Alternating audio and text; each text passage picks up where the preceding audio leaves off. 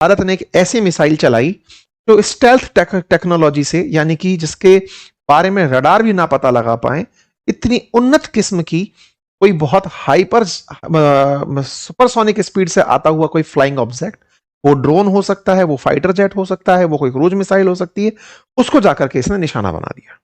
ये खबर जैसे ही आई, चारों तरफ सुर्खियां छा गई। देश के रक्षा मंत्री ने हेडलाइन बनाई, तमाम प्रकार के सोशल मीडिया पर इसकी चर्चाएं होने लगी कि भारत ने अपना S-400 बना लिया। क्या है S-400? आप और हम कई बार चर्चा कर चुके हैं कि एक ऐसा रक्षा उपकरण जो कि 400 किलोमीटर दूर तक दुश्मन के आ रहे फ्लाइंग ऑब्जेक्ट को निशाना बना सकता है। रूस का है, भारत ने बिलियंस ऑफ डॉलर में उसे प्रोक्योर किया था। लेकिन आज भारत अगर डीआरडीओ की वजह से खुद कर गया तो अपने आप में चर्चा छिड़ गई कि क्या भारत ने अपना S-400 बना लिया है। तो आज के इस सेशन में हम S-400 और हमारे इस प्रोजेक्ट जिसका नाम है प्रोजेक्ट कुशा, इसका जिक्र करने जा रहे हैं। क्योंकि करता धरता डीआरडीओ है, डीआरडीओ रिसर्च करता है, लेकिन करने के लिए वो अपने साथ कई और संस्थाओं को साथ लेकर चलता है। तो वो कौन सी संस्थाएं हैं जो इस पूरे प्रोजेक्ट में रोल प्ले कर गई, और जिस तरह से भारत डिफेंस में आत्मनिर्भरता की तरफ तेजी से बढ़ रहा है, मिशन सुदर्शन 2035 का जो टारगेट लेकर हम चल रहे हैं, उससे भारत के डिफेंस का जो बाजार है उसका क्या फ्यूचर है, उन सारी बातों को आज के इस सत्र में डिस्कस करेंगे। क्योंकि अल्टीमेटली स्टॉक मार्केट के अंदर भारत का डिफेंस स्टॉक, जिसको लेकर के निफ्टी डिफेंस की अगर हम बात करें, तो उसने जिस तरह का CAGR बीते कई सालों में दिखाया है, बीते 5 सालों में दिखाया है, वो काबिले तारीफ है। हम उसके बारे में भी चर्चा करेंगे।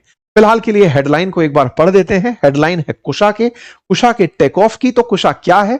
तो भारत का जो मिशन है कि हम 2035 तक बाहर से आने वाले किसी भी प्रकार के हमले, फिर चाहे वो क्रूज मिसाइल से हो, बैलिस्टिक से हो, ड्रोन से हो, हवाई जहाज से हो, किसी भी तरह का हमला हो, हम उससे अपनी सीमाओं को सुरक्षित रख लेंगे, हम पर नहीं आने देंगे। That is project Sudarshan, mission Sudarshan, जो हमने 2025-35 को ध्यान में रखकर बना हुआ है। उसी सुदर्शन में हमारे लिए सबसे ज्यादा जरूरी वो मिसाइल डिफेंस सिस्टम होंगे जो दुश्मन की आती हुई मिसाइल को टारगेट बना सकें। उसी में काम आया कुशा का। कुशा को असल में डीआरडीओ ने 23 जुलाई को टेस्ट किया। यह लॉन्ग रेंज मिसाइल सिस्टम था जो जमीन से चलकर एयर में आ रहे, लॉन्ग रेंज से आ रहे मिसाइल को टारगेट किया। डीआरडीओ ने जब यह जानकारी दी तो रक्षा मंत्रालय की तरफ से भी इसे साझा किया गया, कहा गया कि यह ऑब्जेक्ट अब कुछ भी हो सकता है, हम उसे निशाना बना देंगे। राजनाथ सिंह जी ने इसे जानकारी देते हुए कहा कि यह हमारे डीआरडीओ के जो काबिल वैज्ञानिक हैं उनकी काबिलियत तो है ही, और भारत ऐसा करने वाला उन चुनिंदा देशों में शामिल हो गया जिनके पास अपने डिफेंस है, यानी कि अपनी खुद की सुरक्षा प्रणाली है। अदरवाइज हम आयरन डोम का नाम सुनते हैं, हम यूएस के पैट्रियट मिसाइल डिफेंस सिस्टम का नाम सुनते हैं, S-400 का नाम सुनते हैं, चाइना वालों के HQ-19 का नाम सुनते हैं। भारत का प्रोजेक्ट कुशा अब उसी लीग में जा रहा है। हमने इस प्रोजेक्ट कुशा की शुरुआत 2022 में कर दी थी, जब कैबिनेट कमेटी ऑन सिक्योरिटी ने अपनी तरफ से डिफेंस एक्विजिशन काउंसिल की मदद से 21,000 करोड़ रुपए की मंजूरी दी थी। इसमें टारगेट किया गया था कि 2028-29 तक भारत की जो एयरफोर्स है, एयर डिफेंस सिस्टम जो है, उसमें हम इस तरह के मिसाइल डिफेंस सिस्टम को जो भारत में होम ग्रोन है, हमने इंडिजिनियसली डेवलप किया है, उसका इस्तेमाल करेंगे। इसके अंदर 3 मॉडल हम यूज करने जा रहे हैं। एक M1 इंटरसेप्टर है, एक M2 है और एक M3 है। लेंथ के हिसाब से कि कितना दूर की मारक क्षमता है। M1 120 से 150 दूर की मारक क्षमता, यानी 150 किलोमीटर पहले ही मार दिया, दूसरा 250 किलोमीटर पहले मार दिया, तीसरा 350-400 किलोमीटर। जैसे S-400 के बारे में आप 400 किलोमीटर सुनते हैं, वैसे ही। तो हम इसके अंदर 3 रेंजेस की बात कर रहे हैं। टेक्निकली M3 इंटरसेप्टर को हम 2028-29 तक बना ले जाएंगे। इस थॉट के साथ हमारा डीआरडीओ फिलहाल काम कर रहा है, ठीक है। तो S-400 जिस तरह से किसी भी आते हुए फ्लाइंग ऑब्जेक्ट को रिकॉग्नाइज करता है, डिटेक्ट करता है और टारगेट को हिट करता है, बिल्कुल ऐसे ही कुशा ने भी वही किया।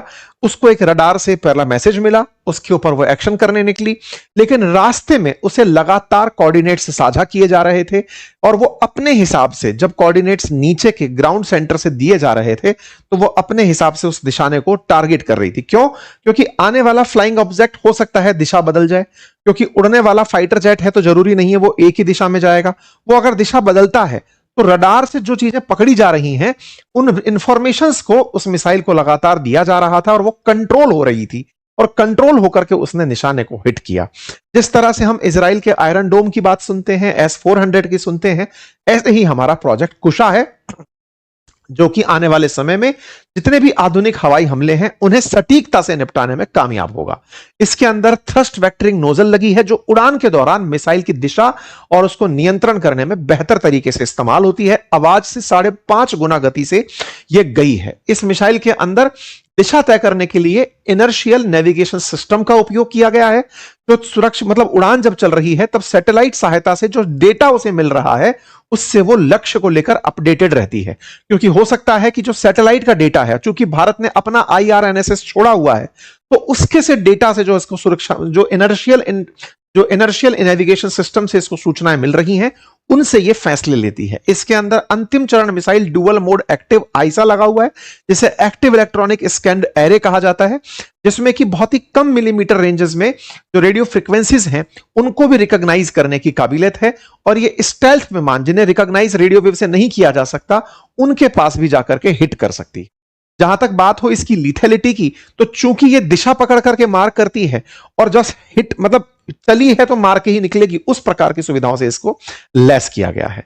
जहां तक बात हो भारत के मल्टीलेयर सुरक्षा व्यवस्था की, तो उसमें ये एक महत्वपूर्ण रोल प्ले करने जा रही है। क्योंकि जब हम प्रोजेक्ट सुदर्शन की बात करते हैं, सुदर्शन चक्र की बात करते हैं, तो उसमें मल्टी लेवल सिक्योरिटी लगाने वाले हैं, जिसमें हम जो हमारा PAD सिस्टम है, AAD सिस्टम है, BMD सिस्टम है, इन सब का इस्तेमाल करते हुए हम देश की सुरक्षा को सुनिश्चित करने वाले हैं। क्योंकि भारत 2035 को लेकर बड़ा तेजी से आगे बढ़ रहा है, जिस पर हमने डिटेल में लगभग आज से 2 महीने पहले भी जिक्र किया था।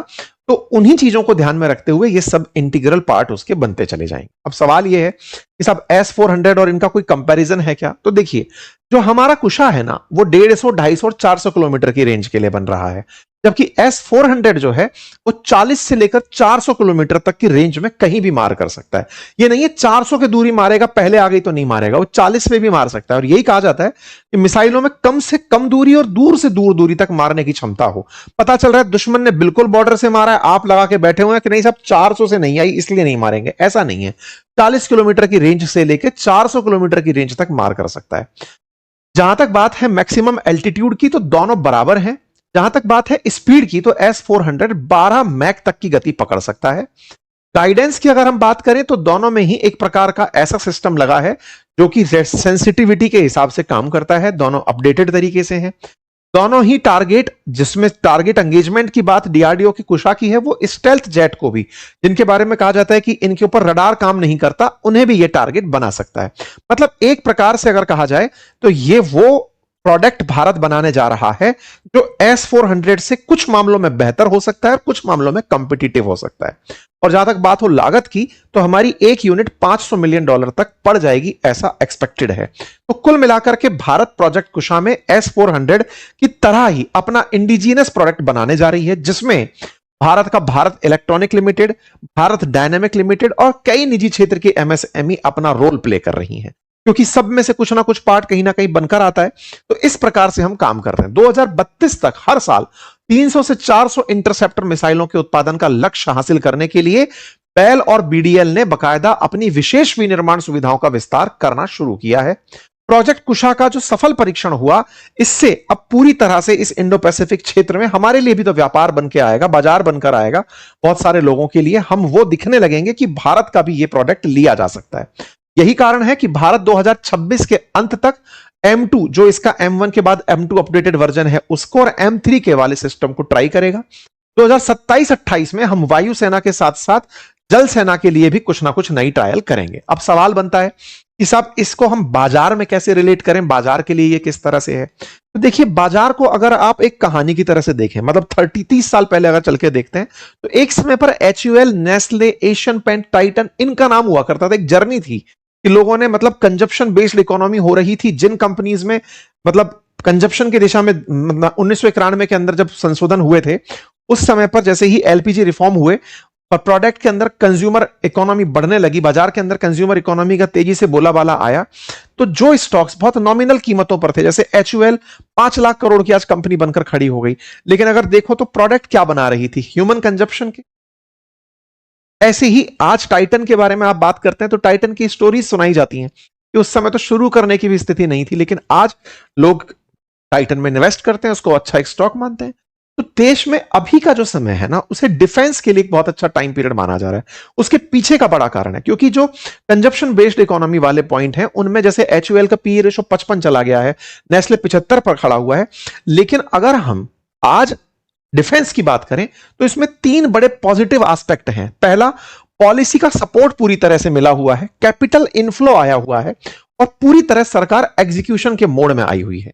जो आज जियोपॉलिटिकल परिदृश्य आप उठता हुआ देख रहे हैं, जहां तक बात हो पॉलिसी की, तो भारत सरकार डिफेंस पर 2026-27 के अंदर 7.85 लाख करोड़ रुपए खर्च करने का अलोकेशन किया, जो कि कुल बजट का 14.5% था। तो मतलब किसी भी क्षेत्र को अगर बहुत बड़ा होना है तो उसमें पॉलिसी, एग्जीक्यूशन और वैलिडेशन, इन तीनों का बहुत अच्छा होना जरूरी होता है। और साथ ही साथ एनवायरमेंट, बाजार कैसे चल रहा हो, युद्ध का काल चल रहा है, अमेरिका मतलब ग्लोबलाइजेशन से खुद के संरक्षणवाद की तरफ आगे बढ़ रहा है, तो ऐसे में आपकी सुरक्षा और आपका सुरक्षा के लिए सरकार की मंशा, इन सबका इंटीग्रेशन अगर हो जाता है तो वो प्रोडक्ट अच्छे कंसीडर किए जाते हैं।